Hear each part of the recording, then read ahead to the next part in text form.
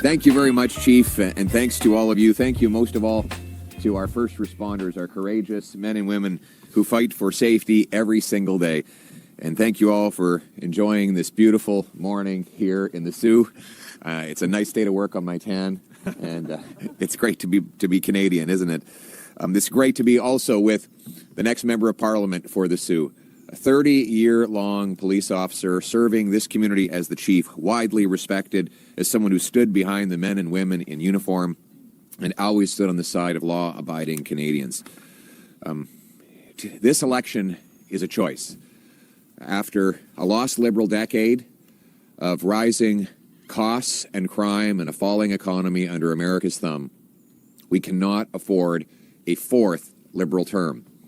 We need to put Canada first for a change with a new Conservative government that will axe taxes, build homes, unleash our resources, and strengthen our economy so that we can stand up to the Americans from a position of strength. We need a change.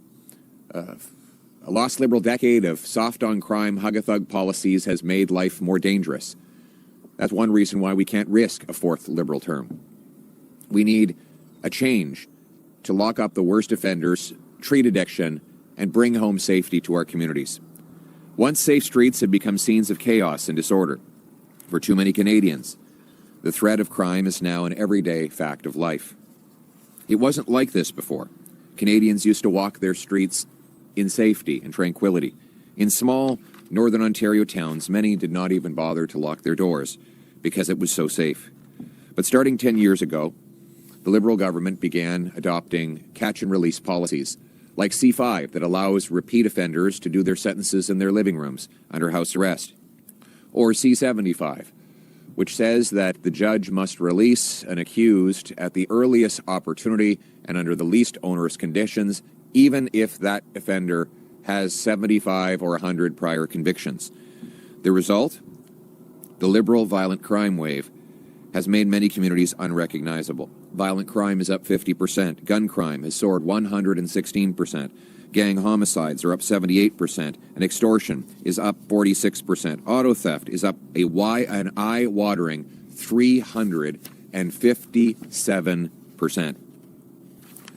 Le Canada a souffert pendant la décennie perdue des libéraux. Mais personne n'a souffert plus que les victimes de criminalité. La criminalité s'est explosée à cause de la décennie perdue des libéraux, où ils ont permis nos pires criminels récidivistes d'aller dans les rues et d'être libérés presque automatiquement. En fait, avec C-75, les libéraux permettent les accusés d'être libérés sous les conditions les moins contraignantes à la première occasion, selon la loi.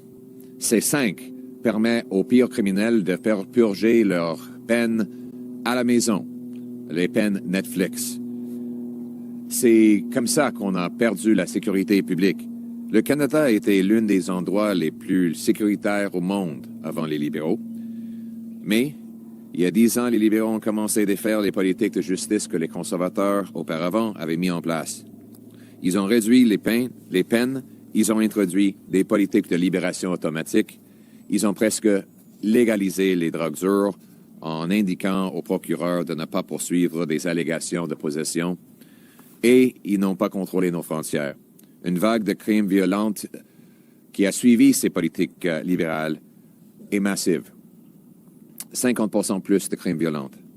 116 plus de crimes liés aux armes. Les homicides commis par une gang ont grimpé de 78%, l'extorsion de 46% et le vol de voitures de 357%. This is not happening only in our big cities, but in smaller cities like the Soo. Calls to police are up 7.8% since 2020, and residents have woken up to stories about multiple shootings in a single weekend. Or news of that police had raided an apartment, finding guns, fentanyl, and other drugs. In that case, one of the men who was involved was out on early release. It's an all too familiar story. In Saskatchewan in 2022, Miles Sanderson and his brother went on a killing spree. They killed 11 people. and injured 17. Think of that for a moment. 2 men killed or injured 28 human beings. Now, that is bad enough, but what's worse is that it was absolutely preventable. Sanderson was out on statutory release. That is to say, he was released because the law required he be released after 59 prior convictions. 59. This is insane. Que quelqu'un peut commettre 59 crimes consécutifs et être libéré automatiquement basé sur une loi libérale est ridicule. Et la conséquence, c'est 11 personnes qui ont perdu la vie. Last year, investigators in Peel region made 18 arrests in connection with a string of home invasions, armed robberies, carjackings, with over $1.2 million worth of stolen vehicles recovered. Of the 18, half of the offenders were out on bail. Across Canada in 2022, 256 people were charged with homicide while they were out on release, either on bail or parole. In Vancouver, police had to arrest the same 40 offenders 6,000 times. That means that each offender was arrested on average once every 2 days all year long. And those are just the crimes for which they got caught. Can you imagine being arrested 150 times in a year? You must be doing crime all day, every day, for that to be the case.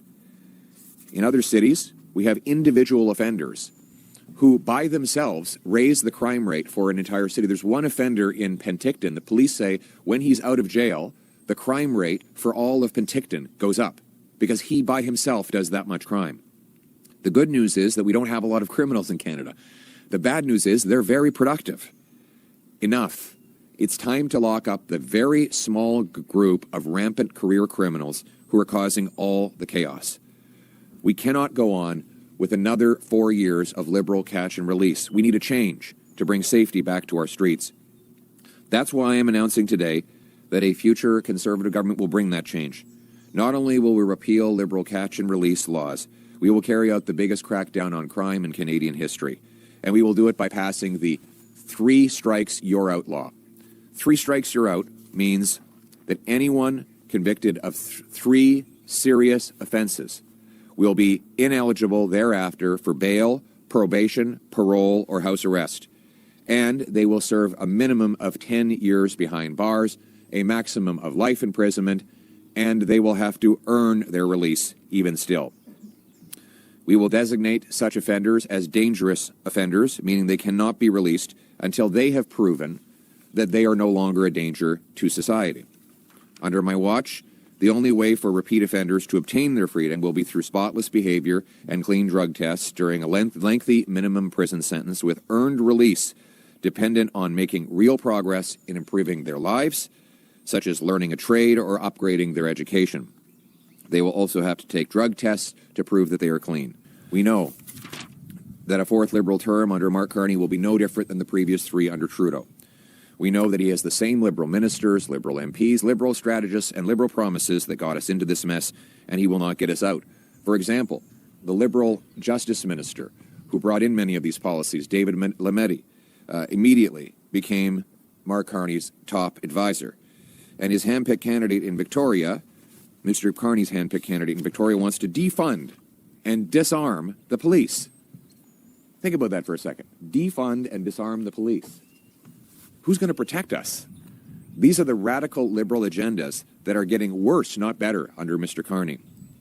Only a new Conservative government will give repeat violent criminals jail, not bail, and keep the worst offenders off our streets behind bars. Only a new Conservative government will stop the crime for a change. In addition to 3 strikes and you're out, we will bring life sentences for human traffickers, for gun smugglers, and for mass fentanyl producers. We will bring in tougher sentences for domestic abusers. And we will shut down the drug dens, defund the opioids, lock up the major traffickers of those opioids, and provide 50,000 treatment spaces to save the lives of loved ones who become addicted.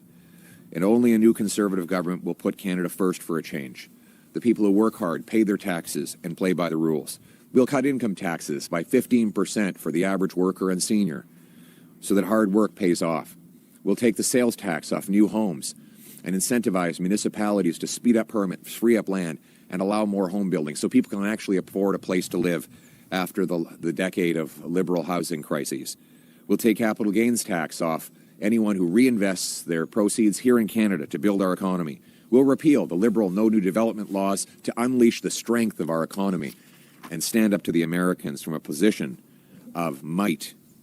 Unlocking our resources and getting them to the world will allow us to go around the Americans and bring home powerful paychecks, including for the tradespeople, of whom we are going to train 350,000 more.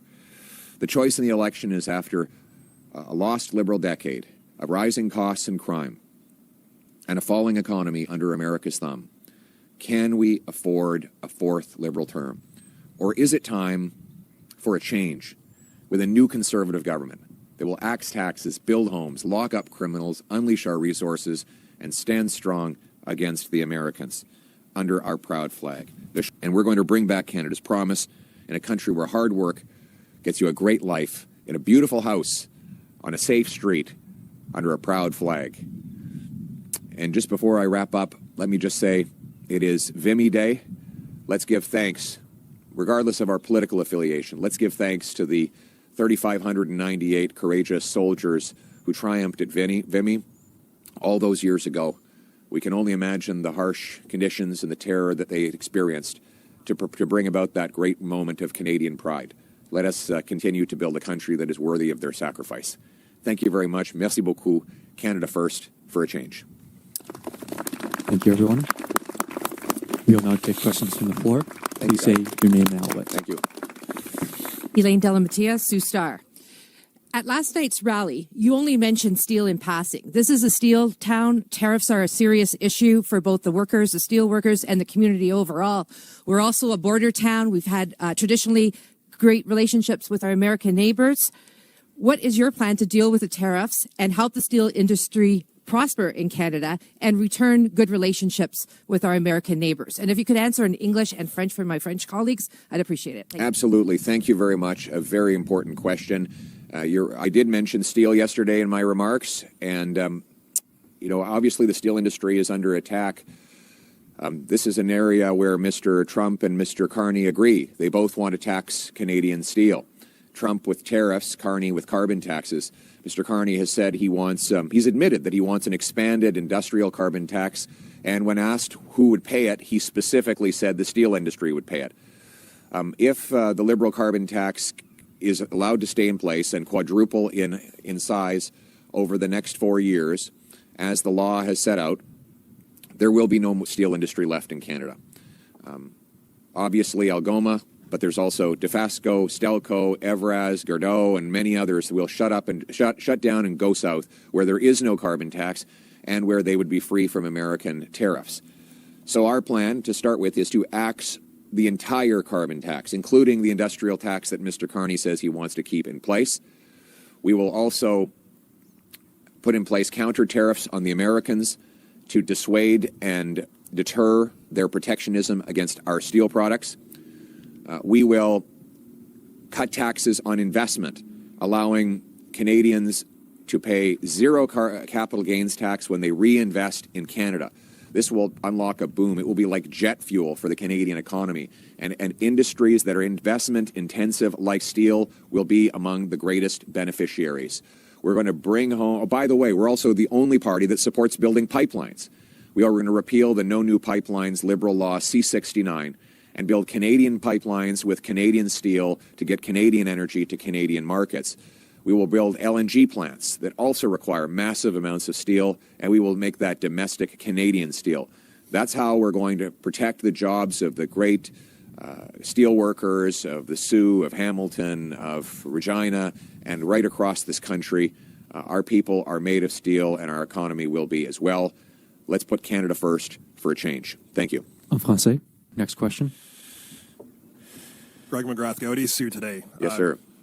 Opioid crisis obviously is a problem across the country, but I know here in Sault Ste. Marie, last year there were at least 2 quarters where Sault Ste. Marie led Ontario in the death rate for opioid overdoses. I'm just wondering, since your party mentioned it's going to help 50,000 people recover, how is that going to roll out, particularly in smaller or more remote communities like Sault Ste. Marie? Are you going to support people to recover inside of their communities? What kind of supports are you going to bring to these communities? Yes, very good question. As you correctly pointed out, our platform is to fund 50,000 treatment spaces over the next 4 years. We've lost 50,000 people to overdoses. So in honor of those we've lost, we want to treat the same number of people. We are going to fund treatment facilities with a proven track record of getting people off drugs. And we're going to use a new pay-for-performance model. So instead of just having organizations fill out application forms, get grants, and then file the paperwork to tell us what they did later on, what we will do is pay organizations that successfully get addicts drug-free through verified drug testing and confirmation after the fact. We'll pay a higher fee to organizations that help tougher cases, and obviously a more modest fee for addictions treatment that is less severe, for a less severe case. So think about organizations like the Oak Centre in Winnipeg, Harvest House in Ottawa and in Moncton, or countless others like them. What they do is they take people off the streets, they give them treatment, they give them detox, counseling, group therapy, physical exercise, sweat lodges for First Nations, job placement, housing transition, and they get them back on their feet. Organizations that have a proven track record of doing that are going to get funded from my program, and so that they can expand. Those that are starting from scratch, but that have the drug-free doctrine, they will get some seed funding to get up and off the ground so that they can start operating. But their go-forward funding will be based on how long they keep prior addicts off drugs. We have to start paying for results, not for buzzwords on application forms, not for who has the best lobbyist or consultant that knows how to work the bureaucracy to get a grant. We want proven results that we will pay for. And by the way, speaking of paying for it, we're not going to just add more expense to the government. I'm going to pay for it by cutting off the taxpayer-funded unsafe supply of opioids, by suing the drug companies that caused this crisis in the first place, and by getting rid of back-office bureaucracy. We want frontline, community-based, bottom-up organizations that get people off drugs. After the lost Liberal decade of rising overdoses and crime and costs, we can't afford a fourth term. We need to stop the drugs for a change with a new Conservative government. Thank you. Thank you. Next question. Craig Lord with the Canadian Press. I want to ask you about a Global News report this morning detailing donations and support you've received from the Overseas Friends of the BJP, Narendra Modi's party in India. How comfortable are you receiving support from Friends of the BJP, given that members of that party are allegedly behind violence against Sikh separatists here in Canada? Well, first of all, I received 37,000 separate donations that anybody can make online. We don't have the capacity to do CSIS background checks on every single person who makes those 37,000 donations. We condemn 100% any foreign interference in Canada, and anyone who collaborates with it should be jailed. But the real question you should be asking is, why haven't the Liberals got the foreign agent registry up and running? Because then we would know proactively who is working on behalf of a foreign government. And then parties could actually go through their lists of donations and find out if there is anybody who's been a bad actor. But they haven't set that up, even though it was passed into law by Parliament. The other question that you should be asking is, why is Mark Carney accepting campaign support from the Chinese Communist government? You know, here he is. He was just in China a few months ago, arranging a $250 million loan for his company, a company in which he still has millions of dollars of interest. And now we find that the government in Beijing is actively interfering to campaign on behalf of Mr. Carney. I note that the government in Beijing was attacking his leadership rival, Chrystia Freeland, during the leadership race. And now they're pushing out propaganda to support his campaign again. He is conflicted. He continues to have financial interests in foreign hostile regimes in the hundreds of millions of dollars while he is Prime Minister of Canada. That is the real foreign interference that we should be worried about, and it is the foreign interference that I will end. After the lost Liberal decade, they have turned this country into a playground for foreign interference. And I will not allow, and I will not allow that kind of thing to happen anymore. Thank you. Thank you. We'll now take a call-in question from the phone line, and this will be the final question. Laurence Martin, Radio-Canada. Sorry, I'm listening to the question. Oui. Sorry, there's just a Bonjour, protester Poilievre. here. Go ahead. Sorry. Is there? We're listening. We're trying to listen for the next person who was up asking a question. I think it's. Nous avons besoin d'une question en français. Est-ce que c'est ça? Bonjour, M. Poilievre. Pour votre loi sur les 3 coups que vous présentez aujourd'hui, êtes-vous prêt à invoquer la disposition de dérogation? Nous croyons, nous savons que ce que je propose aujourd'hui, c'est non seulement constitutionnel, mais c'est nécessaire. La section 7 de la Charte des droits et de la liberté, ça nous garantit la protection de la vie, de la sécurité de la personne et de la liberté. Et maintenant, les criminels qui sont libérés automatiquement menacent ces droits-là. Donc, afin de protéger les droits constitutionnels des gens qui respectent la loi, il nous faut mettre des criminels en prison. Donc, mes propositions sont respectueuses de la Constitution et sont nécessaires pour protéger les droits constitutionnels de tous les Canadiens. Donc, c'est le cas actuel où un nombre de records sont en train de subir une victimisation. C'est ça, la vraie menace de notre Constitution. Et il y a vraiment une différence entre moi et les libéraux. Les libéraux croient que la Constitution devrait protéger le droit des criminels de victimiser des gens innocents. Moi, je crois que la Constitution devrait protéger le droit des innocents d'avoir une vie paisible dans les communautés sécuritaires. Thank you, everyone. That concludes today's press conference. Excellent. Thank you very much. La conférence de presse. Thanks, everyone.